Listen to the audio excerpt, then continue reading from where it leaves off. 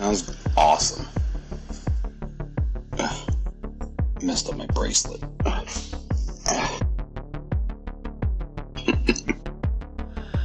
Can't fucking, we gotta fucking schedule this. Bracelet's not fucking cooperating.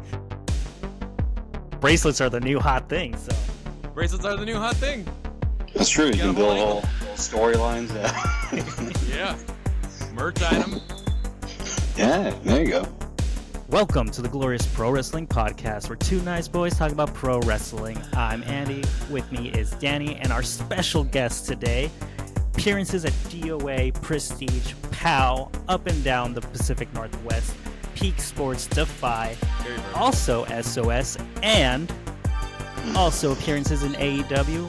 Matt Brannigan, thank you so much for joining us. How are you doing today? I am wonderful. How are you guys? What's going on? We're doing good, and here speaking to you. It's gonna be a good, fun time. Ideal. What do you don't have a drink today? Not yet. It's a little early. Oh, I just there we go. I have to finish my my gym water, and then I'll probably make something a little more fun. Well, there we go. Speaking of gym water, what we got going on in there? We got creatine, we got some protein shake. It's just water. I'm actually water. I'm not a creatine guy. I don't really. I've only tried it once. No. What's the verdict? I just I have like some protein powder. That's probably as fancy as I get, but I just make waffles with it. So I just would rather eat my calories than drink them, aside from booze. Fair dues. And I think a lot of our audience would agree with you on that one. That's right. We're making waffles with the protein powder. Yes. You want me to tell you? I'll tell you all about it. It's actually pretty crazy. Give the secret recipe right here, right now. All right. I go to Trader Joe's. They have a protein pancake mix. Now, don't be fooled. You can also make waffles with pancake mix. Don't let them tell you how to live your life. Don't let them box you in. That's the first thing. Don't be a sheep, right? Mm-hmm. I'll do 2 servings of that, and then I'll do a scoop of fucking. Can I cuss on here? Yes, please. Yeah. I'll do a scoop Preferred. I'll do a motherfucking scoop of vanilla protein powder, and then I'll mix all that up, and then I'll put a bunch of blueberries in it, and then I'll make like 6 waffles, and that's how I start every morning while I drink a pot of coffee, and then I go to the gym. 1 pot of coffee, 6 blueberry muffins. 6 blueberry waffles. Yes. We're talking no syrup. Are you a jam guy? Are you a peanut butter guy? I'm a dry. I eat them dry just for calories' sake. But I am I'm the biggest peanut butter guy in the world. I'm also a jam guy and I'm a syrup guy, but I'm also a body guy, so that means I gotta pick my battles with these things. And you're hitting the gym, what are we talking? 5 days a week, every day of the week? I go every day, but sometimes there's like a busy travel day and I won't have time to do it. But I try to go every day, and I'm usually there for at least 2 hours. I'd say I'm a 2.5 hour. That's a day. commitment. Yeah. Are we doing full body? You can't do full body every day. What are we? No. You got this shit written I'll tell you. Well, I kind of just think about like what I haven't done or what I would like to do again. Now I don't really have a routine now because I've been doing it for a long time. So some days I'll be like, oh yeah, my shoulders look a little small. Maybe I'll do 2 shoulders this week. And my splits kind of have a chest day, I have a shoulder day, back day, leg day, arm day, and then it just repeats. And then I just never stop. Just like the days of the week. It never stops. It just fucking never stops, no matter how much we try. Mm-hmm. Talking about your more fun beverages. Yes. What is Matt Brannigan? You got a special one that you make yourself? I've been seeing you carrying a lot of colorful stuff to the ring. Is that a custom cocktail? That is a custom cocktail. I get the Crystal Light pink lemonade packets, because the whole packet's 10 calories, right? Yeah, hydration. Hydration. But I'll just do that. I'll mix it up. Try to get ice in it if I can, but that's hard to come by at shows. Sure. But it's usually like 2 shots of vodka. I need bags of ice. Read my fucking writer, you guys. If you want me at your show, I'm going to need 5 ice cubes. And I'm like, yeah, okay, Yeah. right. Yeah, it's just the pink lemonade mix, usually with 2 shots of tequila or 2 shots of vodka. There we That's go. pretty much it. That's my go-to. You got a brand of tequila you like, or are we talking well at the venue? I'm not picky. I like Tito's. I like everything. I don't care. I usually go for the There we go. cheap stuff because Yeah, who cares? because why the fuck not? Gets the job done. Vodka wise, I like Svedka. That's some cheap shit. I'll Not get that- those giant. Yeah. Yeah. Those are triple distilled too, I think. Hell yeah, they are. Not bad for the price. And what are we calling that? Is that just the Brannigan? We can call it that. I don't have a name for it. I just call it my pink drink, but we can call it pink- anything. Your pink drink or the Brannigan? See, The I love that we're yeah. already getting secret recipes just right out the gate here. Out of the gate, we got 2 recipes out the gate. This is crazy. Breakfast and a cocktail. There we go. That's how he rolls. That's That's how we get the that's how- W's. Yeah, that's all you need. Nice. Well, usually we like to start these just by kind of, do you have an early memory of pro wrestling that when it first like fell on your radar, when the first, not when you like started, but when it first came into your life? What do you remember of pro wrestling? I don't really have a specific memory. I have an older brother who's like 6 years older than I am. He was a tape trader, and so VHS. pretty VHS, yeah. So Yeah, he would get, when I was really young, he was getting like obscure, like Japanese tapes or like Johnny Saint tapes or just like indies from across the country. And he goes, "You got to see this." And so he would show me pretty much everything. So I can't remember the first time I watched wrestling, but he would just show me like, "Hey, here's Ultimate Warrior," and I'd be like, "Sick."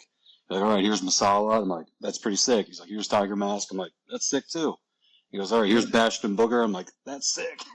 Sure. So I liked all of it. So I have a very I can't pinpoint like the first thing I saw or anything, but I remember just seeing all of it immediately and just thinking Yeah. all of it was awesome. So how does your older brother feel about your wrestling career now? He gets a big kick out of it. He trained for a little bit before I did, Wow. back in Ohio, where I'm from. Okay. And so that to me, I was like, oh, this is something I didn't know you could just do this. So like once he tried to do it, I was like, okay, once I'm like done with this school shit, I'm gonna just go do that. And that's what I did. But I had no idea. It never even dawned on me that you could pursue it really until he kind of teed it up for me. And we've kind of covered like, yeah, you're a good looking dude. You got a great body. Was the body thing going beforehand, or did that come with the wrestling? Were you like maybe doing athletics before, or No, I'm sorry to cut you off. Sorry. No. I got You know where I was going. I got a little antsy in my pantsies. No, I didn't. I played sports growing up, and I've always been athletic, but I didn't like playing sports, and I stopped playing them at a very young age when I told my parents, like, I was like, "Do I have to do this?" And they're like, "No." I was like, "Oh, sick, sweet." So then I was just a fat kid. I did like art stuff. I was like an art kid my whole life. And then I just got in shape for wrestling because I'm like, well, if I want to look like a wrestler. So then I didn't start lifting weights or doing anything really physical until I was like 20. That's pretty. Okay. I'm really only working out for wrestling, and when I stop wrestling, I'm just gonna get fat again. Keep Where'd the pink you, drink, baby. It'll stay lean. Yeah.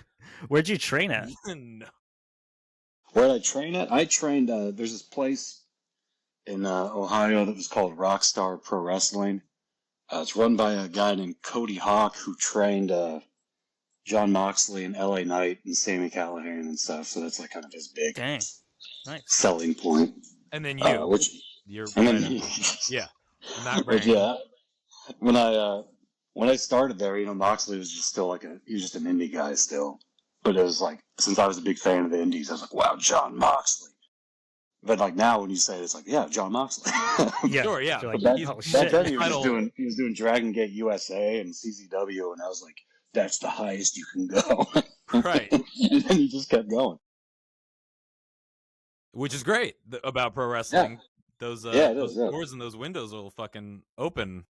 I yeah, hear it's it's like crazy. timing. Yeah, It's nuts. Like back then, I never expected to get signed to WWE, nor did I even want to.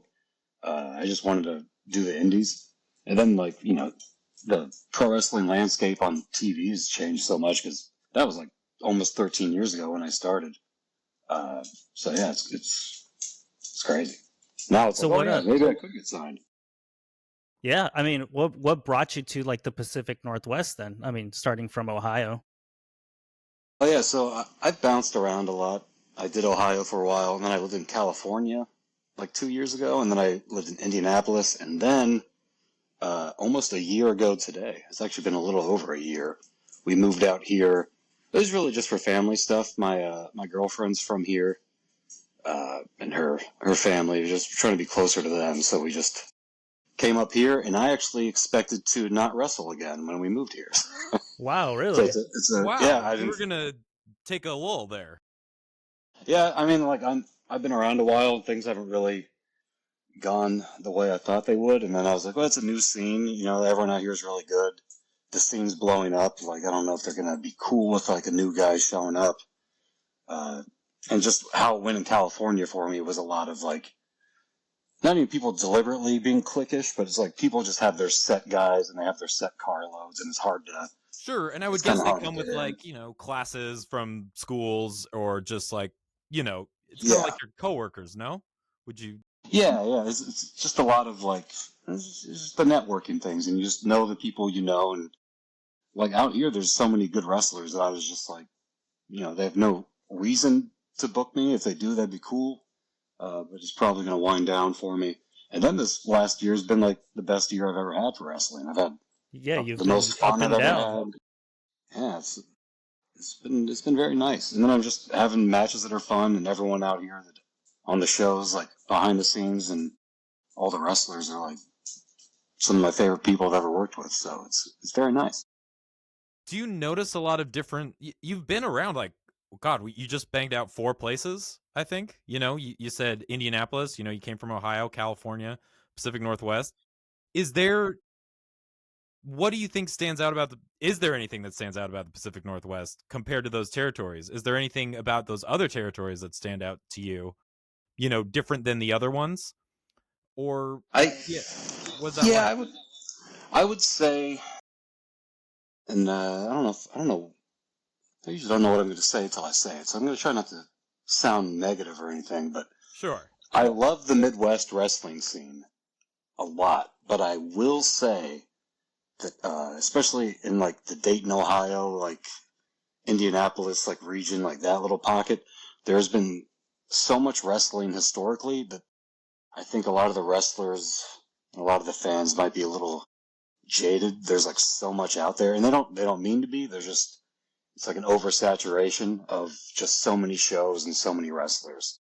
And out here, I think people have been a little bit more deprived of a lot of quality shows. So I've noticed the fans and the wrestlers out here are a lot more appreciative of the things that they have. The crowds out here are just like super hot. They love like everything that happens. It almost spoils you as a performer because you don't really like. I mean, look at me. I don't even like really do anything, but they're on board all the time. It's very. We're on board. Yeah. You're just on board. Everyone's like ready to have a good time. And from a wrestling standpoint, the wrestlers out here have a really good balance of like a lot of character work, a lot of like more richer characters, and also like a willingness to be silly, and then knowing when to like fucking like kill it. Or I'd say more in the Midwest, everyone wants to kill it all the time, and no one has any personality. And then the guys who do have personality, it feels like they're just strictly comedy guys, which is something that a trap that I've fallen into a lot. Where like, oh yeah, you're funny, so you're like the funny guy. It's like, no, my character is that I'm a funny guy, but I can also wrestle. But like, that's more of Yeah. my like that's my Undertaker mind game is that I'm gonna Bugs Bunny the shit out of you and then do a jackhammer. Yeah, that is something that I've noticed. I mean, between like people at DOA and then doing POW, like even you have been doing like two different things. You were having like that feud with Amira where you're like, you know, stealing the title, and then over here it's like, you know, kind of more of like the face and crowd loves you. Here you are dancing. Yeah. So what is that like to balance? Like you're still in the same area, right? You're not bouncing Mhm. between, you know, East West Coast doing two different characters. You're kind of doing that within the realm of the Pacific Northwest. How does that feel to be able to do that and have the two different crowds kind of be on your side, whether it's cheering you or booing you? It's kind of funny to me because I would like to be the same guy all the time, but some promoters just like see the promos I do and my character, and they go like, "Oh yeah, you're a piece of shit," and I'm like, "What?" Holy guys. But I can Like, just tell. no. You're like, Oh, I that's not thought what I was everyone- going for at all. I thought you guys loved me. But yeah, so whenever I have a promoter who tells me like, "Yeah, I see you as a bad guy," to me, I just go like, "All right, they saw my promos and they thought I was annoying, and they're like, yeah, they're gonna boo that guy." And is that what you find when you arrive? When you've done these shows, when you get roped in like that, and then at the end of when you hit the ring, are you finding that's the response, or The response from the crowd yeah, will always be what I want it to be. right, which is how you But want. from the promoter, yeah. Great place. I to think be. I don't even think I'm a good bad guy because even as a bad guy, I think fans can just tell like this guy is fun. You're I just like so this guy. damn likable. You're just Yeah, so and goddamn like so I don't ever want to be a bad guy. I don't think I'm good at it. And when I do it, I just like my main objective as a wrestler is like everyone's gonna have fun. I don't care what I have to do. Like everyone's having fun tonight. Got it. So like when they tell me I'm a bad guy, I'm like, all right, I'm not gonna do any moves. It's all gonna be like reactionary things. It's all just like Yosemite Sam. Like he gets hit and he moves stupid after he gets hit. That's all I do. I just do Yosemite Sam stuff as a bad guy, or Bugs Bunny stuff as a good guy. That's Primordial storytellers right there. it holds up, man. It all holds up pretty well. And there's a necessitation to be like that theatric, right? Because you got to get big movements so people in the back can also understand what's going on for you, right? Yeah, like I recently slightly tore my pec just moving exaggerated. Oh no. Are you all right? I'm all right. I'm at like 60% strength, but we're still working out. We're still doing all those things. But I'm fine. But yeah, it was at the last Roseland show. And if you watch that match, you're like, how did he get hurt? It was just that flip. It was just like doing a crazy clapping motion. It was trying to get people hyped. Yeah, but yeah, you gotta be big with everything. So, as a bad guy, is going to be zero moves, but lots of movement, lots of wasted motion. I would say as a bad guy. I want people to be like, I don't think this guy actually knows how to wrestle. That's like kind of my goal. And something that kind of works too, just with the character changing depending on who's booking me. I'm currently working on trying to get it all together as one solid thing, but I can always just chalk it up to just like, oh yeah, that the bad me, I have an evil clone. That's my evil clone. That's not me. So that's why I was a jerk in Eugene, Oregon, but not in Portland, Oregon. Yeah, you can see me wrestle in Portland, Oregon. Clearly, that guy can wrestle. You see the guy in Eugene. He's clearly just, it's clearly just reactionary. He's just a jerk. That's my evil clone. I got cloned before I got to wrestling training. He doesn't know how to wrestle since he was cloned before that, so he's terrible. He doesn't come along with the cloning technology. I shouldn't have to explain cloning to you. I guess I'm gonna have to. Yeah, just watch a clone movie. Watch a clone movie. So when you get cloned, I got 50 pounds on the guy easy. Yeah. So you get it. You know how cloning works. Oh yeah, we cover it all the time. Wrestling and cloning. Yeah, I bet. Fairly common. It's old hat, really. We're kind of sick. Yeah, shockingly common. If you remember Razor Ramon, that change was crazy. That Razor clone. Do it all the time. Yeah. You do it all the time. You got to stay sharp out there. Crazy. One second. All right, good. Sorry. I just clone. I want to ask you. Oh, go ahead. Go ahead, Andy. Sorry. More on the clones. Yeah. So your clone we saw on AEW. You've been on AEW quite a bit. I think like 3 Yes. times. What's that like experience like to be like in those crowds? Kind of. I mean, you've battled against the House of Black, which is freaking awesome, and then the Dark Order, and most recently Lance Archer. Isn't I it mean, awesome? It's painful. I mean, House of Black, come on. But Lance Archer, most recently, like, what are those experiences like in your approach to like being in that crowd? Uh, those are really just fun. I think I've done it like 4 or 5 times actually. Really? 5? I think 5. You lowballed me. I'm basically signed. I'm a contract. They have my email. You gotta go to the Wikipedia page and get them to update that, man. That's where we just I don't go have a Wikipedia page. It's a cage match. You might there you know. go. Those experiences are pretty cool. It's just kind of cool to see because I've never done WWE extra work. I think they asked me once like years ago, and I just said no. I'm like, this sounds awful. I don't want to work here. But that was when it was a whole different company. But yeah, shit's changed a lot over there. yeah, like my friends would do WWE extra work, and this is like a decade ago, and they were just like, that was the most stressful thing. Like people make you feel like you're in the way, and I was like, oh Wow. fuck, it sounds awful. Which I've heard people do it recently, and it doesn't sound like it's that way anymore at all. But back then, I guess people were nervous about it. Yeah.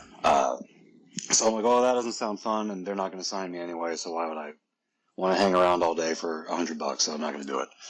But then I started doing AEW because hell yeah. And yeah, it's like really chill. Everyone's really nice. It's just kind of cool to see how it works. Yeah, I don't know. I just try to stay out of the way.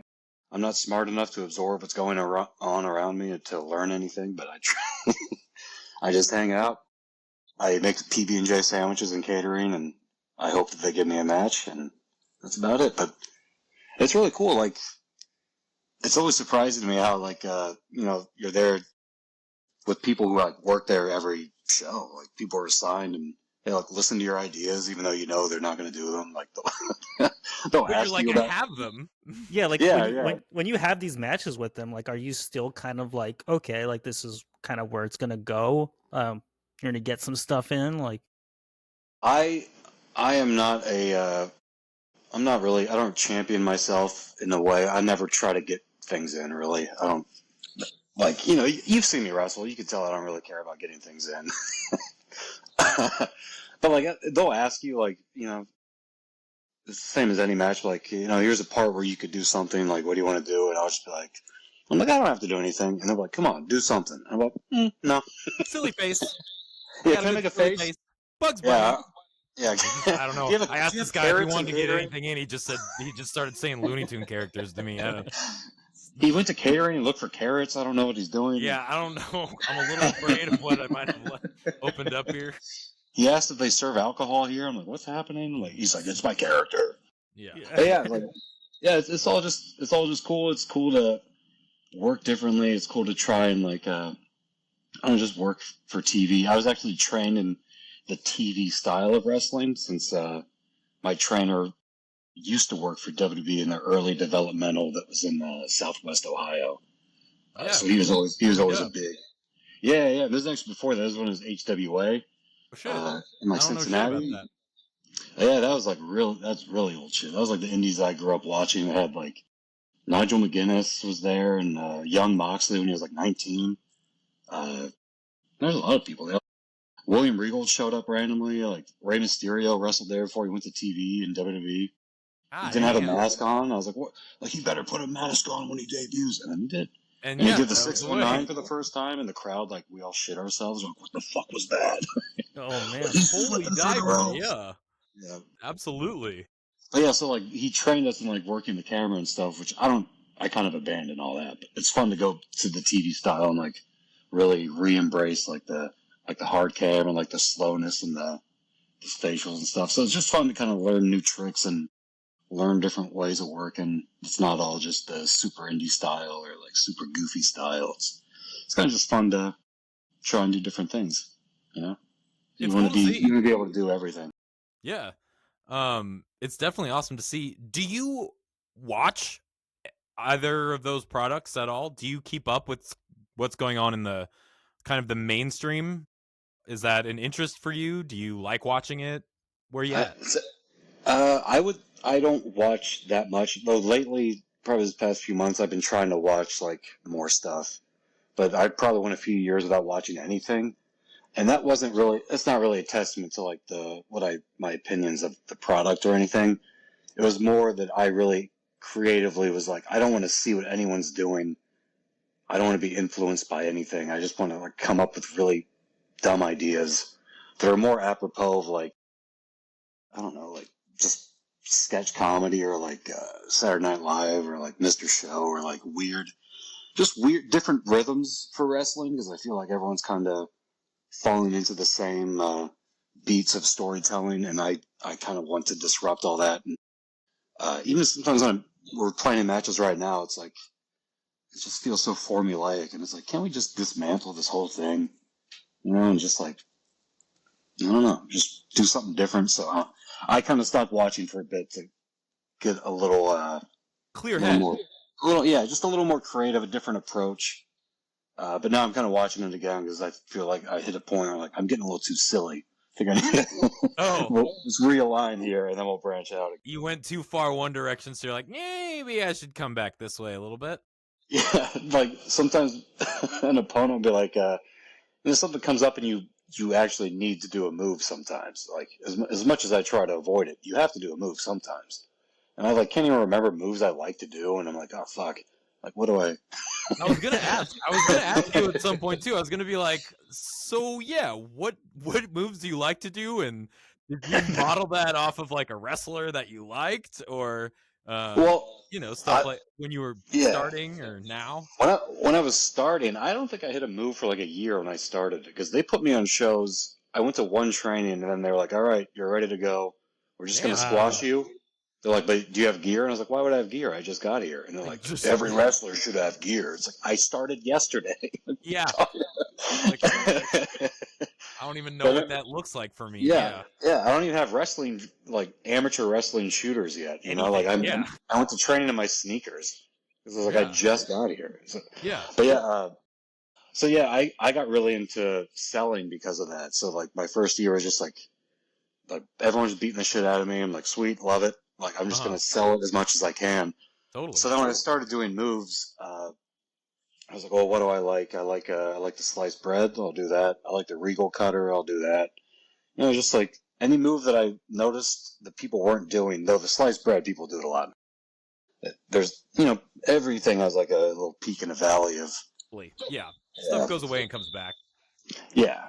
But so my original moveset was just moves that I noticed in video games growing up that I liked that I didn't see people doing. Because at the time I was watching like wrestling nonstop, like indie, like just watching shit all the time. So like I was just like, oh, that's cool. I think I got 5 moves probably. Codebreaker, I was like, oh yeah, like I'll do one Fed move. You know, Jericho's doing the Codebreaker. I was like, I'll do that. That's cool. And it's just shit that like everyone could take too, because there was a lot of really big dudes there, and I was this is before I was working out, so I think I just lost a bunch of weight, so I was just skinny. But yeah, you had to do something convincing that would like affect someone larger. Yeah, or like, and there's also just so many varying skill levels. Like you could have like a trainee who was newer, a guy who's been around for 20 years, and it's like I want everyone to be able to like take this. I don't want to be in a situation where I already am bad. I don't need my moves to look worse than I'm going to make them look already. Sure, so everything was super simple, and I just try to work on endearing myself to the crowd through getting beat up, which worked very nicely for a while. You mentioned you did arts before. Yes. Was that theater? Was that acting?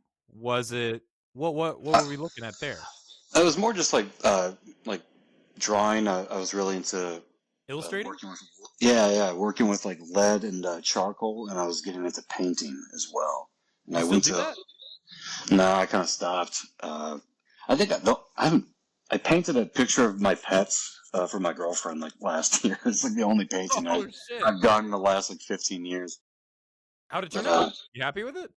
It turned out okay. I got lazy with the background because I didn't expect it to turn out the way it did. But yeah. But I was like, oh, this is gonna look like shit, so I just did it. I'm like, oh, it looks okay. I wish I committed to doing the background. Like, oh no. But yeah, so next year. I never did acting or anything. I actually had very terrible stage fright. That was like a huge thing to overcome. Really? For wrestling too. Yeah. Like really bad. Like when I was in school, if like the teacher called on me, I would like feel like I was gonna throw up. Like, oh no, what have you done? I have to talk now. Because of the public speaking. Yeah, I hated it a lot. Even when I started wrestling, it was actually me and my brother and some of our friends. We were wrestling in our basement for just other friends of ours. Hell yeah. And we would film wrestling promos. It was more of an excuse to film stupid joke wrestling promos and stuff. And then we'd go out in the and we just brawl and yeah, roll around. Yeah. Yeah, but it was all about the promos. And I remember that, like, doing something that was just for 5 of my friends and my brother was like the most stressful thing. And I was like, they're all gonna hate me. My brother would be like, they're your friends. I'm like, oh god, I can't go out. I can't fuck up this promo. You're like, yeah. You're like a kid trying to like not fuck up a promo because you think I'm not gonna get over with my friends who I'm already over with. Like, yeah, that's how bad it was. And I'm glad that we actually did that because we did that for years. And then when I actually started wrestling training, I'm like, I never would have made it if I didn't overcome this initial hump of even just performing for a couple of friends. And then, once I started wrestling, that was a whole different thing. Like shitting my pants all the time. Like, oh my god, like how can I do this? Why am I doing this? Yeah. Why am I torturing myself? And now I'm fine. Now I'm just a dancing monkey and I can do anything. That's great. Wrestling saved the public speaking anxiety. Yes, it did. Yay, wrestling. Aside from like arts and stuff, I also was like in bands and I did like a lot of rap music and stuff too. So I have a lot. Oh. You'll see all the music in my promos is music that I make and stuff. So I have a deep bag of tricks. If things ever come up, I can do a lot of things. Right. Yeah. And it struck me as like you're very interested when it's like, yeah, I don't know what moves I want to do, but it sounds like you're focused on but telling a story and entertaining. So I was curious if that came from like an early, but it seems to be a bug that you have. I think it's definitely a bug that I have, and I think the wrestling storylines that really resonated with me at a young age were story driven, and as they are with everybody, but like totally, just like noticing that, and then I'm really into like comedy and stuff, and just I really like listening to it. One of my biggest inspirations for wrestling is actually just listening to comedians analyzing comedy. And like when they talk about crowd work and they talk about like their structures of their jokes and stuff, I'm like, this is like the quintessence of wrestling. Wild. And I feel like, like when they talk about like the rhythms and stuff they hit and like the way they work the crowd, it's like, this is like some of the best insight I've ever heard. Yeah, the wave. Crowd work. Described as like the wave when you're doing comedy. You're like, build that, surf it, mm-hmm. Hit that crash. Yeah, and comedians are interesting too because wrestlers are trying to really just build it up pretty consistently, like up and up and up. But some comedians are just like they'll build it up just to tear it down and then like try to rebuild it. Like they'll purposely just like screw up their own set just to see if they can get them back. And it's like I kind of want more things like that. Yeah, that's a testament to how good you are, right? Is like if I could get good and then self-sabotage myself, but still at the end of it, you're laughing. yeah. Then that's... I'm pretty fucking good, right? Like, yeah, for real. So it's a weird flex, but it's just interesting stuff, you know. It's just craft practice, no? Like it's an experimentation and like finding out where your successful points are and like testing new ideas, right? And I never thought of it like that those crossovers are so fucking similar, as they're both live performances as well. So you have a live audience to give you that live time. And then they work a lot of like small crowds that are more comparable to indie crowds. So it's like almost better insight than listening to Bret Hart talk about working 30,000 people. It's like, well, I can't really relate to that. You know, so it's like maybe your advice doesn't pertain to me in this room where they can hear me like breathing because they're so close to me. So there's like being familiar with that intimacy of the crowd connection and being that close is something that I think they have a better tap on than a lot of the wrestling podcasts out there of guys who hit the absolute top. Like that stuff's still interesting too, but like Of course, there's always a little to take away there.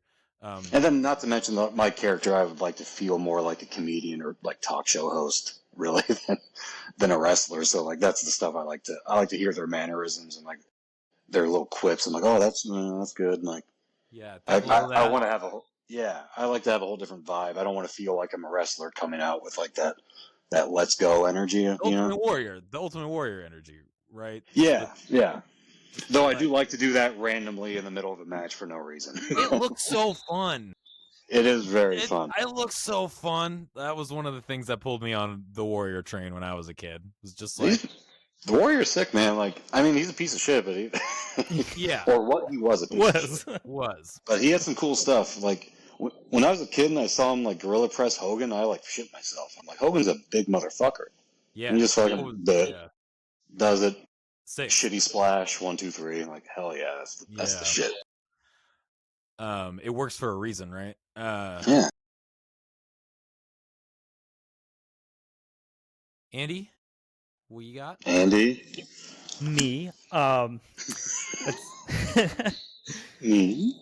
What kind of brought you to like the spray bottle? I think that's one thing that like we've seen that's like, oh, this is great. Just because you have like I also want to know the spray bottle is, you know, you were like spraying yourself, but then sometimes you're like spraying the crowd. You're like, no, fuck you. I think my favorite was you sprayed some guy on the head and then shined his head. It was fantastic. He hated that. I remember that. That was recently. He hated that. Oh my! I was doing it. And I was scrubbing his head, and I just saw how much he hated it, which I don't like. I don't like people not having fun, so I felt bad about that. Sometimes I fuck it up, and I misread how into it someone is, and then I tell them I'm sorry when I'm doing it. Or you gotta experiment. Like I made a baby cry recently, and I thought the kid was a very young toddler, and I thought they were like having fun, and then I sprayed them in the face, and then they start crying. And I told the mom I was sorry. And you're like, oh, get away from that. I don't want to. I'm sorry. Myself. But I'm usually good at reading people, and that doesn't happen very often. But so where do those prompts come from? You were just the spray bottle came probably, I don't know, 12 years ago. I was trying to. People give me the Jericho stuff a lot because I look like Jericho a little bit. When I was younger, I looked. With my hair down, I look more like him. When my hair was short, I looked like short hair Jericho. I really couldn't escape it. So I was trying to do a kitten heart character. So I was that's why I still have cats on my gear now, if you ever noticed. But so it was a cat dad thing, and that the spray bottle was supposed to be in connection to having cats. Right. And then just like it just builds, and that thing goes away, and then you just have this prop, and it's like, oh, like, I'm just spraying myself because I think my muscles look good wet, but I'll spray you because you're bothering me. I like when I spray myself, but if you spray me, I won't like it. So now I have people who bring the spray bottles down, they spray me while I'm spraying myself, so I have to no, not you. It becomes a whole stupid. Can't have too much. It becomes a bit. Yeah, and the fan engagement's fun. Like that's the stuff that made me even want to wrestle in the first place. Was like the fan moments when I was going to indies as a kid. So that's all I'm about, really. Yeah. So you come from I hate public speaking. I get so much anxiety to I want to be the most crowd working son of a bitch out there, more or less. Yeah. Yeah. Look at how that table turns, man. It's crazy. It's fun. It's weird. I think it helps though, because it's like you're in this bubble of this. It's all none of it's real, really. So it's like it's nice to have these authentic moments that just endears you to the crowd. So you can have these genuine moments in this bubble of superficiality, and it's kind of fun to have that there. I think it helps tether me to something, and it helps too because like I'll remember every little thing I say to everyone in the crowd, and if I see them during the match, I can call back to things that have happened with us earlier, and they'll really feel like this is this guy like It's immersive. this It's part of the this show. is my guy. Yeah, this is my guy. He remembers me and he remembers our bits. And I have a guy that I do thumb wars with. I have a guy that I play rock paper scissors with. Like there's a fun young fan in the Oregon area, in Eugene and in Portland, and she grounds me every show. She tells me I'm grounded, even when I'm a good guy. I get grounded, so that's fun. I'm still paying get out the of price. I sprayed her one time. It's my own fault, really, but yeah. So I've been grounded for a while. But the spray bottle worked against you that time. yeah, that was my bad. Yeah, like stuff like that is just really, it's just nice. Those are just the nice moments that make it all fun. You previously mentioned, the desire to really do something different, like kind of noticing trends and things like that. Do you find a lot of people that you wrestle with share that mentality? Do people like to meet you kind of at those would you call them experimental sort of ideas that you're trying to implement? Somewhat. I don't think they're, at least at this point, I mean, I have very experimental ideas that I wouldn't even try to do yet. Would you share one? I would say or I'm fairly... are we keeping that under wraps? It's cool to keep it under wraps if you want to keep it under wraps. I gotta keep it under wraps. Some of them I think could happen, and I don't want to spoil them. But yeah, and we don't either. But yeah, I think people do. A lot of people. I mean, there's like plenty of guys, especially out here. Like, if I may put over some people, like Steve Niggs and like Randy Myers, and there's plenty of like down to clown, really character driven people who have I think you need to have a really firm grasp of your character to be able to play with it to the extent that I want to play with it. Absolutely. So guys like that are itching for the chance to like, oh, I would love to see what I could do with that. If I went to like Miggs or Myers and was like, hey, here's like a crazy idea, and like they immediately start thinking like, oh, like I could do this with that, and then they ping it back to me, and I'm like, oh, that's great, because then I would do this. But there are people who are still trying to find like who they are as a performer, so some of that stuff can be like more daunting to them, and then they're out of the moment, and if you're not being like authentically in the moment, like it's not going to work, and then they'll think that my idea was bad, which right. Maybe it was just misplaced. It's not necessarily bad, but you just have to be like fully on board to look stupid and do it. Yeah, absolutely. There's a confidence in it, I think understanding your character, I see a lack of that a lot, even all the way into those into major companies. Yeah, I think that's kind of maybe 50-50. I don't want to say often, but I feel like that's a really overlooked thing, and at least the larger companies that we see. There are some guys who have it nailed down, but like I totally agree with you, and I think part of it is watching too much wrestling, because a lot of it is like they're too in the bubble of what a wrestler would normally do, and a lot of people think that doing funny stuff is like, I don't know, easier, like more low hanging fruit, but I think to be really good at being funny, it's like almost harder. Comedy is terribly different. It's all timing. Yeah, it's all timing. It's different from the timing that you're trained in for wrestling. It's like, and then your reactions are kind of, you have to know when to fold them. I'm not doing Kenny You Rogers. spitting bars right now? You said you were hip hop. That's an original. Let's go. No. I'm sampling my boy Kenny Rogers. Let's go. Kenny Rog. K-Raj. Let me put you on some old school shit. You want to hear that old school hip hop? Here's Kenny Raj. You start playing the gambler. When does the beat? But yeah, it's like it's harder, and I'm not trying to say like what I do is harder, because I'm not saying that at all. I think there's just a misunderstanding. Better than everybody else. I get it. That's what I'm trying to say. Yeah. You get me, man. Yeah. It's a different beast. Yeah, it is. Comedy in the ring is a different beast. And then it's different than just being athletic, than just being a squash thing, than just being a good guy versus bad guy kind of thing. Like wrestling, just like any storytelling, is like full of tropes. And it's kind of working that, one, for your character's advantage, but two, for the overall story and outcome. And I think choosing comedy, I think in any sense, would you ever do stand-up? Huh? Yeah, you just with yeah. Well, I mean, yeah, you talk about it, you're really interested in it, but it is just like one form of comedy. Probably, well, I don't know. Again, I just fall back on, dude, comedy is so hard. Trying to Especially in Yeah. figure out wrestling. I would say what it's a crowd of people find very funny. hard. I think I got really good at being funny in wrestling in the Midwest, where they do not like comedy wrestling, and like, Right.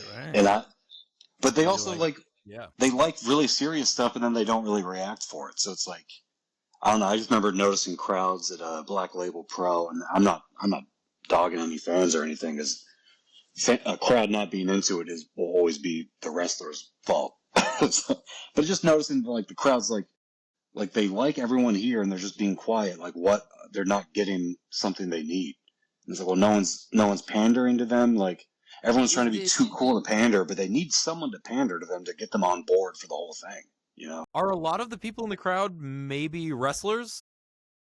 Uh, not not all the time. Not there per Okay. se. Like, BLP used to have a very nice following when they were still running stuff, and it kind of dwindled for a bit. But yeah, it was just like, it's just that some of that Midwest jaded attitude. Like, they've seen really cool stuff, and it's just wrestlers not really wrestling in a rhythm that gives people time to understand things and time to get behind things.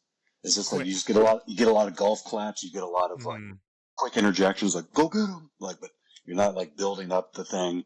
And I also get that a lot of wrestlers were trying to, like I was saying before, doing different things. They were like, all right, that's all like tacky. We're trying to do like super hard hitting, like a different style, which is fine. But like, when every match does that, and I would say that for any style of wrestling, a show shouldn't be one style the whole time, no matter what it is. Agreed. So, I feel myself start to tune out as a fan when you are like kind of numbed with the same thing over and over again. yeah, that's how I got providing- into even being silly, because I would get there and I'd look at the card and I'm like, all right, what's not going to be on the show? And every time I was like, well, something funny isn't on the show. So then I just kept wanting to do what was missing from the show. I used to do like dives and stuff. You used to do like suicidas. I used to do like, yeah, I used to flip out of the ring and shit all the time. Not well. I would do it because it was not on the show. But then it was just like, all right, no one has any personality on this show, so I'm gonna do that. And then it just kept going, and then I got over doing that, so now it's just kind of my thing. Then you're like, But I don't have to jump out of the ring anymore, so I'll just yeah, because I almost broke my back doing that one time. So I that's can't good, imagine good how for many me. times. Yeah. It's fucked up. And now I get to do weird stuff like dress up as a cowboy for no reason, try to wrestle like a cowboy, and so I just get to like do weird stuff and just tell weird stories. And Yeah, the hog tie pin was great. I fucking popped barely with that. legal. Not even in a risque way. It's just by the rules. It's barely legal. Yeah. That's normal, barely legal. Not the weird normal, not erotic. I'm not talking erotic. This match, he did something barely legal. Then stop doing your erotic voice. Sorry. Stop turning me on. Stop. I'm trying. I just need to lean closer. Macho Man? Yeah, that's what it's like to sit next to me at one of your guys' shows. Hey, did you see that one? Did you see that one? You grabbed him there. Tied up. Yeah. So he's got the Slim Jims in his pocket. Yeah. Those are Slim Jims. Oh god, what a relief. He was too wet to pin. Slithered out because he brought a spray bottle. See, look at you. We'll get there. You telling stories with the spray bottle. We'll get there. We'll get there. On the topic of comedy, favorite comedy movies, films? Oh, it's hard.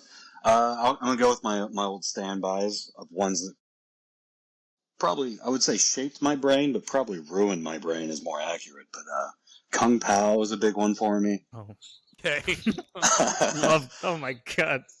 What's It's been a while.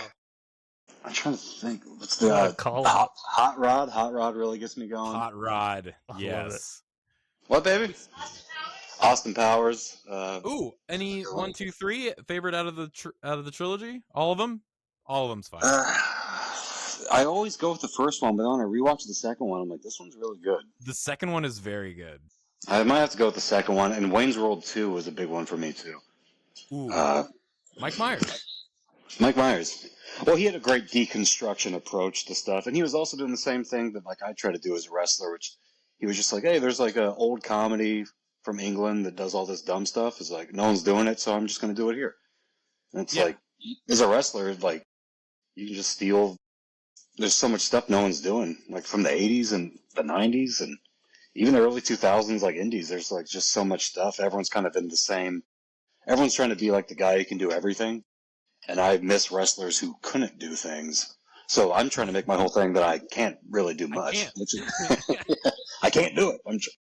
He brings very little to the table. You're going to love it.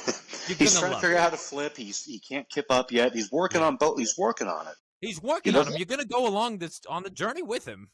He's done both so far. So, I mean, what's next for you? So, you can't flip either. So, it's like it's character growth, So people want to see you grow as a wrestler, so now I can do a crappy flip, which is to me is a good flip, but I can do a crappy flip, and people are stoked because it took me months to get there. So that's insane. Yeah. But you've done the flip, you've done the kip up. I mean, what's next? I haven't hit the kip up yet. You haven't hit the kip up. I've hit it with assistance, but I think my next goal is to raw dog that kip up and hit it by myself. Love so that's my goal. I have a bad back. I don't know. We'll see what happens, but I'm old. Be careful. But yeah, that's what I'm working on, and then after that, maybe I'll learn a couple. I don't know, a submission move. Ooh. Maybe that'll be the next thing. You have one in mind? Torture rack. I'm gonna call it the Matlock. Ooh. Oh my God, dude! Andy Griffith. One, yes, all of that, yes, 100%. I miss the atomic drop. I do the atomic drop still. Don't worry, I got you. Mm-hmm. Okay, yeah, good. Thank you. Yeah. When I'm a bad guy, I try to make people give it to me just so I can Rick Rude the shit. And so, or give it to me and then give me 5 minutes to dance around and shake my ass like an idiot. Ooh, that really, really was the time. That's crazy.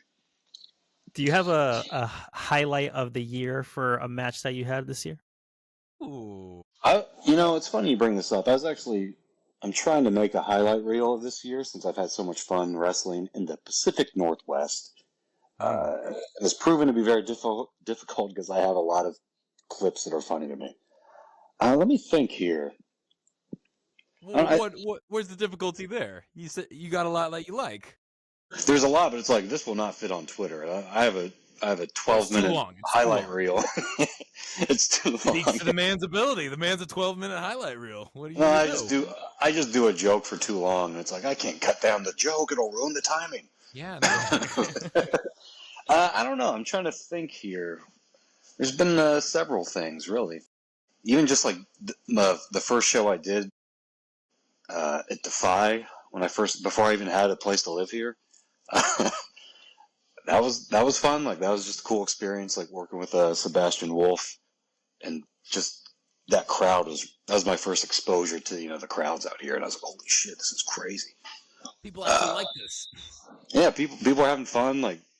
Because I was just watching the show leading up to it, and everyone's doing crazy shit, bangers and shit. I'm all right, I'm gonna grab some nipples. I hope they're on board. I'm about to go out and grab some nipples, boys. Let's see if they can stay with me here. You ain't never heard a crowd pop like this one.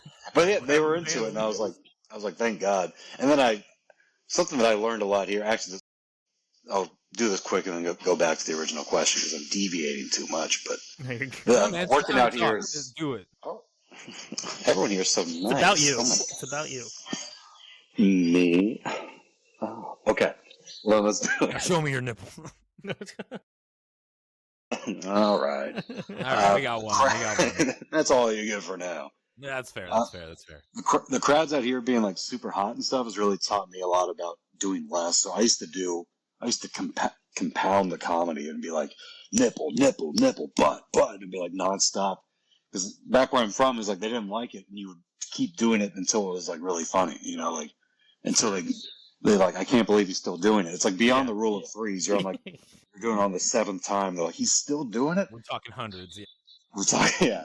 So I remember having to like beat people into submission to get them to laugh. But out here, it was like, oh shit, like they're on board. So it was like taking away a lot of stuff. So I actually just feel like a better wrestler and a better comedian out here doing this shit.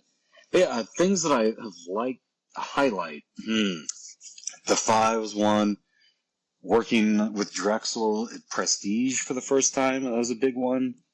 And just getting to know Drexel as a performer and as like a behind the scenes guy has been a highlight for me. And picking his brain when I can, because he's like so integral to the scene out here. Roseland was a big one. I'll probably go with the Cascadia Cup as my big highlight of the year. I think because it was fun to show people a little bit of the wrestle, a little bit of sober Matt doing things, and what I can accomplish as sober Matt. It was fun. The Ethan HD match in particular, I was really proud of. The Travis Williams match in round 3, I was very proud of as well. And of course, round 1 with Elliot Tyler, that was a very funny match. You got to start off silly, I can't come out swinging. You can't completely abandon like the thing you love. Yeah, exactly. And it was like card diversity. It was like, all right, it's a 2-night event of serious wrestling. We gotta have something. Tournament style wrestling. Tournament graps. But yeah, I'll go with Cascadia Cup as my big coming out of showing, because I think a lot of fans out here enjoy my antics. I hope, at least. Yeah. But I don't think a lot of them actually had seen me wrestle, which isn't a new thing to me, but out here it was a new thing. So it was cool to do that, and in a way that also blended my new silly character, and even the moves that I chose to do were to kind of convey that I don't even really know wrestling that well. It was a lot of like TV moves, like it's like, okay, this guy's like anecdotally aware of wrestling. He's seen some reels, he's seen some TikToks, he's seen some Suicidal Dragon top 10 finishers of 10. Yeah. He'll try them. He'll try them. So just like power bombs and choke slams, like swanton bombs. Like this guy, like this is what he thinks wrestling is. This is what a dumb guy thinks wrestling is. So that's 96, 98 era WWE. Just exactly. So yeah, I was just really proud of that from a character standpoint and a work rate standpoint. That I, at least to me, I felt fairly proud of not abandoning the core of my silliness, but also branching out and showing the range of it. And since then, I've just been exploring the different paths of my own character, whether they make sense to anyone else or not. We don't know. We're just playing around right now. We're seeing what sticks. I mean, ideally, you never lose the play, right? Once you lose the play, you're like, oh man, I'm gonna wrestle. You never want to feel like that, you know what I mean? Yeah, and I have felt like that. Even recently, sometimes I've had a few, maybe not a few, 1 or 2 recent matches where I was like, that was not the goal that I was, like I lost the narrative. I lost something. After the fact. You look at the product, or that's how you're feeling coming off the match. You're like, I can usually feel, I'm trying to be better about trusting my instincts, so I have to remind myself that I've been around forever and that I've actually like trained with really good wrestlers and stuff. Yeah. But like sometimes when I'm playing in a match, I can just tell like it seems off, but I think I can carry it over the thing. But it's like, and then I get out there, I'm like, no, it's off. Like this, I should have. Is that the crowd reaction? No, it's crowd feedback. No, it's the not. chemistry. It's just the flow of the story, or like feeling like I conveyed what I wanted to convey. Because even when the crowd's into it, it's like, well, that wasn't quite what I wanted that to be. Sure, yeah. But yeah, that's always on me. Like sometimes I just like, oh yeah, maybe that would be cool. Maybe a more classic indie style thing here, or like I don't. It's even hard to explain. I don't want to like reveal too much of the way I think about my approach, So I'm being a little withholding. So I'm sorry to titillate you. A little cryptic. I'm dark now. I'm Dark Brannigan. Dark Brannigan. Edgy Dark Brannigan. Brat Brannigan. Oh. Whoa. That's not quite dark. That's a little, yeah. It's fine. That's a little more chartreuse. Whoa, words. Oh, yeah. Whoa, this guy's reading books. We got him. We're reading books. Yeah, dude. I mean, it's crazy to see like the amount of work that you've been doing like the last few years, and just like you're exploding like all up and down like the Pacific Northwest, which is fantastic. Is there anyone who you haven't stepped in the ring with that you kind of want to get in there, or a place that you want to go? Let me think. Well, I want to go to wrestle in Vancouver and like Canada a lot more next year.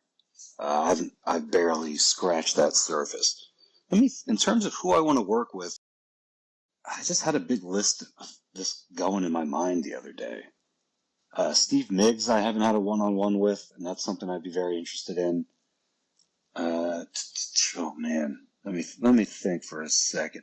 I'd like to work with even like guys like Zay Perez would be fun to work with.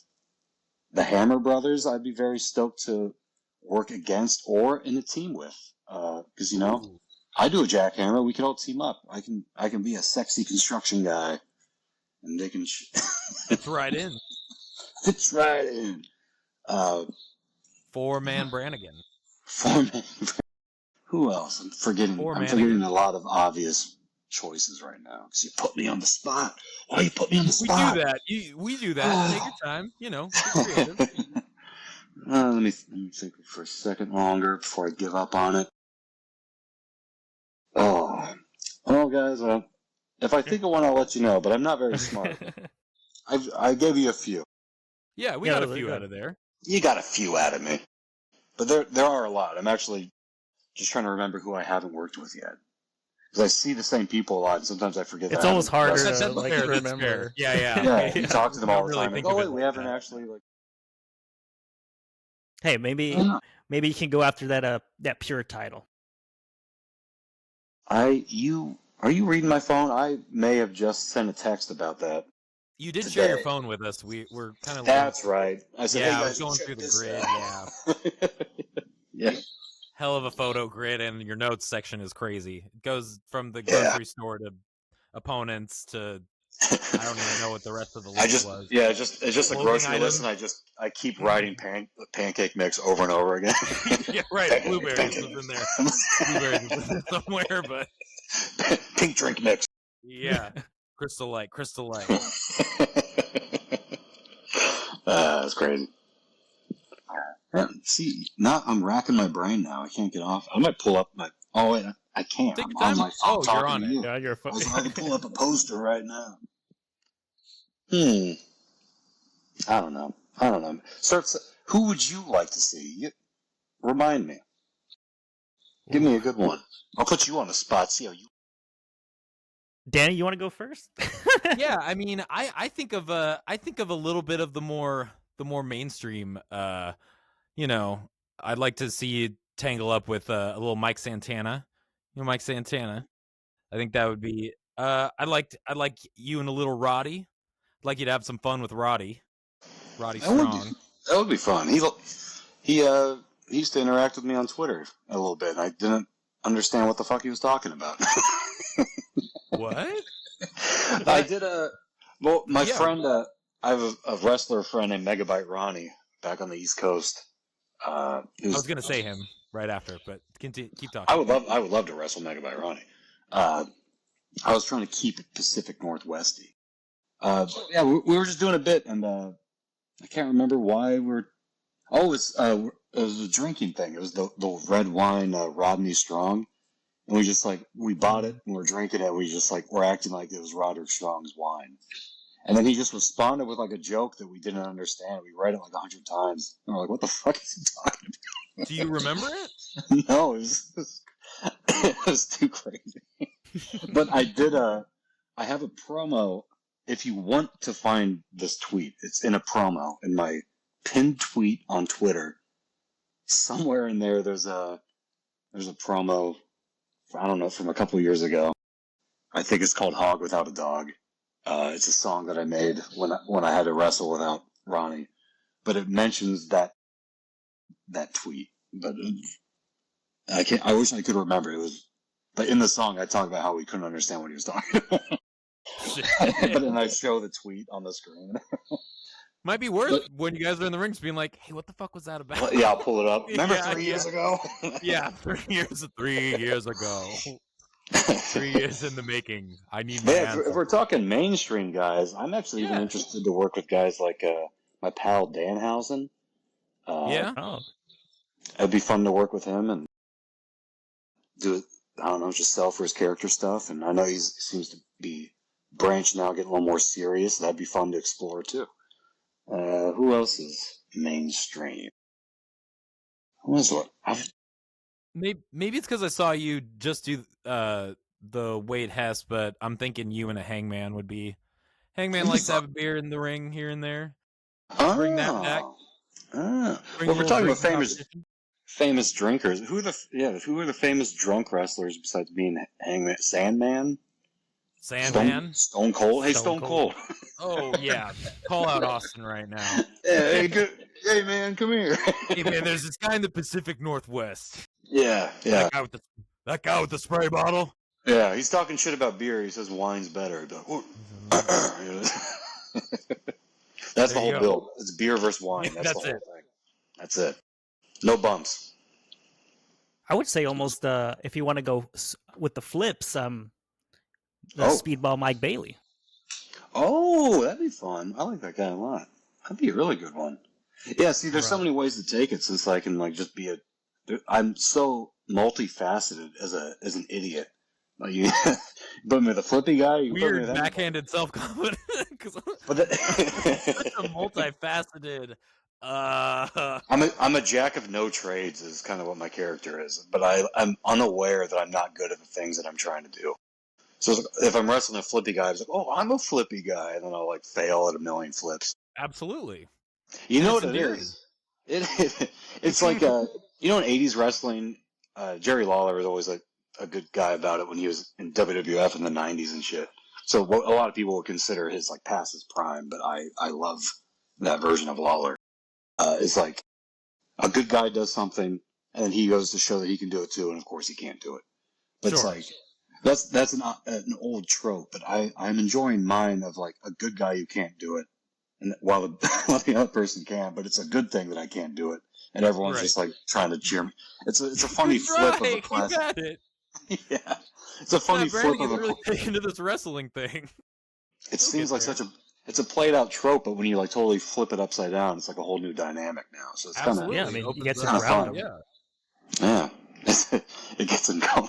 I just my favorite thing that I'm doing right now is getting the crowd to clap for things that I'm not going to do. It's really, and they know that I'm not going to do it, and there's come on everybody. And it's such a funny thing to do as a good guy. So mean though. No, but they know and they love it. How many times do bad guys do that?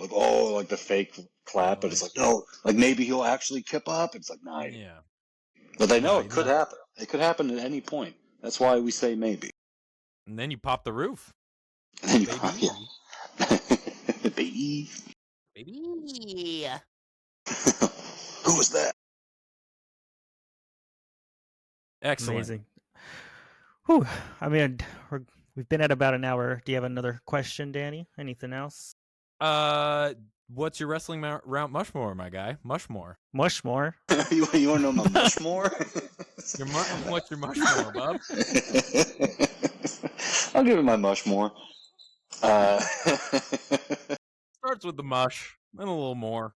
That's crazy. I wish I said that. You could have it. Okay. Well, let me write that down. Mush, then more. Okay. That's hard. Because there's so many different types of wrestling that I like. To the untrained eye, it seems like I don't watch any wrestling, but to the trained eye, I'm just stupid. Bryan Danielson, first and foremost, he's my top guy. Hey, yeah. Because I grew up going to those early Ring of Honor shows. Shit, yeah. I saw the Joe Punk trilogy live. Oh. So but yeah, Danielson was my guy. Especially like he's a big guy for authenticity and a different type of charisma, which is kind of what I think it really intrigued me about him, and is also kind of something I'm going for. And also his like goodbye tour of Ring of Honor when he's about to go to WWE, and his demeanor in that run is kind of something that I've like ripped off a little bit of him being like really fun and like jovial and smiley and happy to be there, and then like as the match like gets more intense, he has to flip into being serious. Yeah, And then he like yeah, and that's kind of what I wanted my dumb idiot character to be originally. Was like, oh, he's just having fun, but then like if I have a serious match, I will get serious and I will get angry and the just the fire and like the turning of the character and then going back to fun at the end. I always liked. So that's something that probably really inspired me, and I'm blatantly stealing it and trying to tweak it a bit. Did you watch his last AEW run? Because that was pretty similar. It was really similar. I didn't watch all of those matches, but I still have them on my phone to watch. But I was like too sad to even want to watch them because in my mind I was like, I'm moving to the Pacific Northwest. Maybe I'll wrestle him. He keeps saying that when he retires, he's going to pop up on the Indies. You know, like, right? That's a guy. He can show up in a full bodysuit, wrestle me. He doesn't have to be himself if he wants to. That's why I don't know if you remember when I was doing the eye patch promos and stuff, and like even the maybe shirt, all this stuff. I was like trying to troll him in case something would happen. In case you were to reel him in. Just in case someone would be like, "Hey, have you seen this guy?" He's like, "I don't know if he's making fun of you." I don't know. Yeah. But yeah, so that's my number one. Okay, there we go. That's my easy number one. This is where it gets a little tricky. I don't know. I'm always gonna like regret leaving certain people out of here. Yeah, it's kind of but that's the fun part. That's the fun part. I probably have to throw Tiger Mask 1 on here. That his Dynamite Kid matches and just all of his matches. Yeah, I remember when I first started watching those when I was like really young. I was like, "What the fuck? So they're doing this? What year is this?" And I was like, "What the fuck? They're so ahead of their time." And he's just like super quick. His shit looks great. I have a Tiger Mask tattoo. Really? I do. Loves cats. I love cats. That's why I've never watched a match. Never watched a match. I love cats. He looks like a tiger. He's so cute. I want to rub his sideburns. I mean, no joke. What if that was my Mushmore? It was just like just wrestlers I know. Cat related. Tiger Mask 1, Tiger Mask 2. Yeah, they look like cats. They look like Tiger and the cat, Jerry Lawler's ex-wife. But I don't pet her. In trouble. Rightfully so. Let's see. So we got 2. Abraham Lincoln. Wait, that's Mount Rushmore. My bad. I like Washington, man. Oh yeah, get out of here. That was a heck. He only had 2 moves. Enough of that. Oh God, who do I like? There's so many. I hate this. Why are you doing this to me? You consented. Oh yeah, I did sign that thing. Yeah. So Tiger Mask, Bryan Danielson. I'm missing somebody really important here. I'm missing 2 actually. Who's a big indie guy that I liked? I can almost remember. I wish I had a memory. I have a very bad memory. You know what?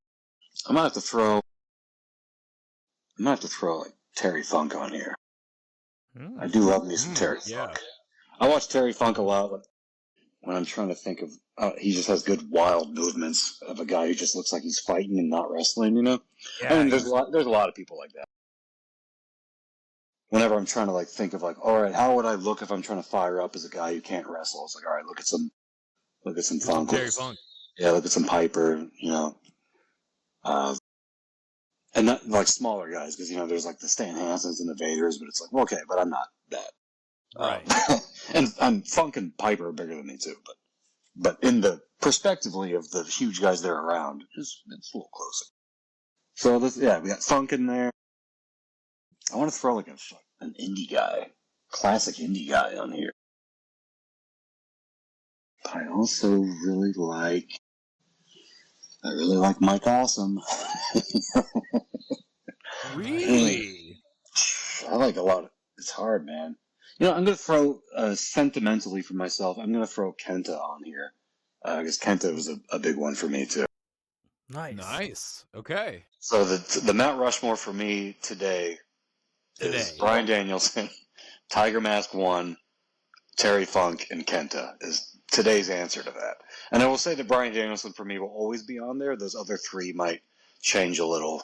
The Tiger Mask might not, but I feel like the it fourth changes. spot normally is always the shift, but yeah, if it's I think I'm most likely would, if I really sat and thought about it, I'd probably keep everyone. I mean, I'll remove everyone but Danielson, and if I really got a chart going of pros and cons, get the red yarn. Is it too late to put myself on it? Is it? It depends. Whose place would you take? All of them. Me and three of my clones. And it's a big mountain. Yeah, that's right. We need more mountain. More mountain. He's got more clones. He's up to 6 clones. And can we just say Mount Rushmore? Fuck the real Mount Rushmore. Fuck it. Fuck Mount Rushmore. We don't need that. He's saying we don't need it. We don't need that. Who cares? That's not your mountain. Get out of here. You stole that mountain. No way. Get out of here. That's why we replaced them with more suitable people, wrestlers. You're right.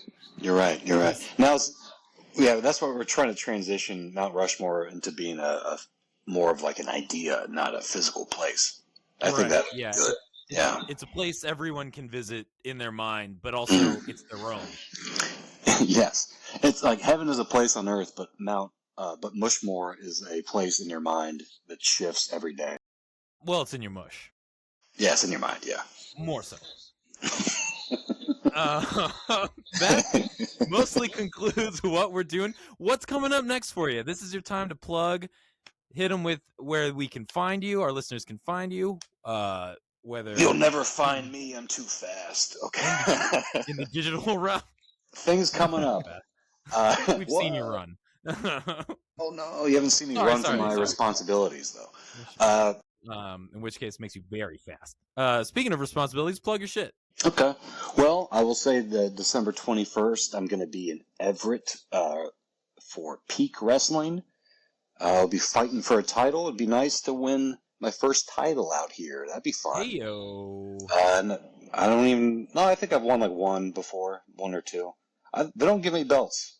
So this will be fun for me. People don't like to give me belts. I don't know why. They time don't to trust start collecting them. Yeah, time to start taking them. I'm going to be the belt collector. And I'm going to say things... I'm going to say cool lines like, he who dealt it. That'll be cool. Put it on a shirt. Put it on a belt. Put it on a belt. What else am I doing? 21st, Peak in Everett, Washington. I think that's it. That's my last show of the year. And then we're just building towards Roseland 10. Roseland X, as they're calling it. Because I think Elon Musk is involved. I'm not sure if that's true. Don't quote me on that. I hope it's not true, because I do not. No, we're telling the dirt sheets immediately. Tell those dirty, dirty sheets what I said. But yeah, Roseland 10 is the big one we're working towards. On January 11th, I'm wrestling Kylie Ray. That'll be a lot of fun. I'm very much looking forward to that. Aside from that, I've got SOS in Tacoma, Washington on January 10th. We have some DOAs coming up, a doubleheader on January 3rd and 4th? Maybe 4th and 5th. I don't remember. But those are the 4th and 5th. Look at you. Professional.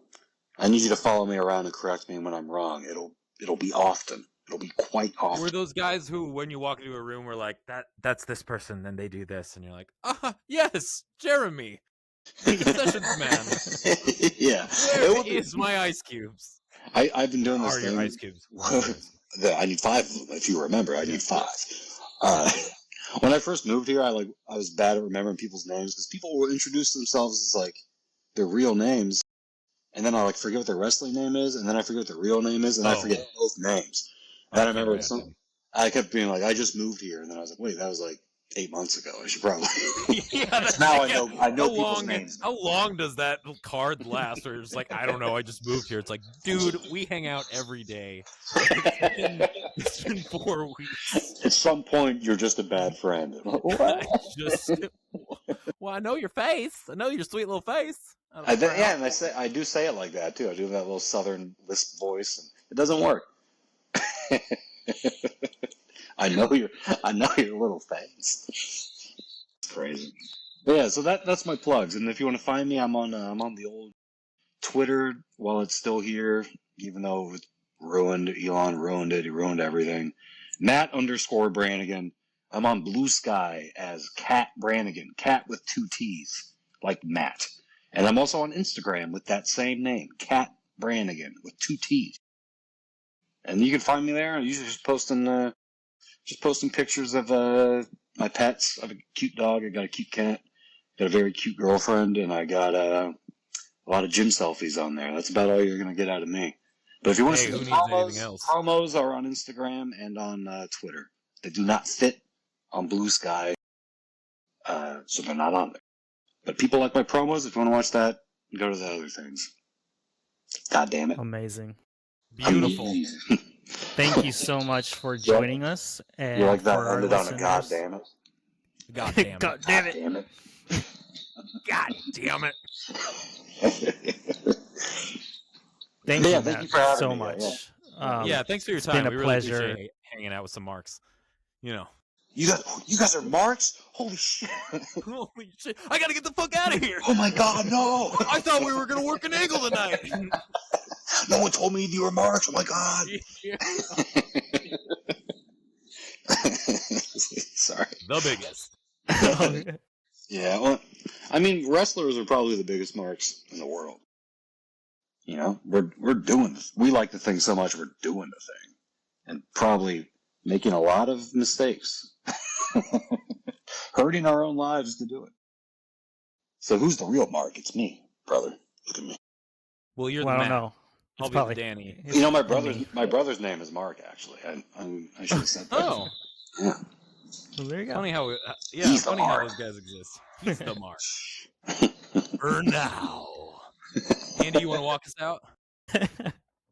Yeah, thank you, Matt. Again, Thank you so again. much. Very appreciative of you taking the time to speak to us, and hopefully we'll have you again one day on this show. And we're looking forward to see what 2025 has for you. For our listeners, you can follow us at Pacific Wrestling Network. You can catch all of the clips and the full video on Spotify and YouTube, so you can see wonderful Matt's face. So that'll be fantastic. And yeah, with that, thank you so much. And don't forget, Be glorious. Oh, I like that.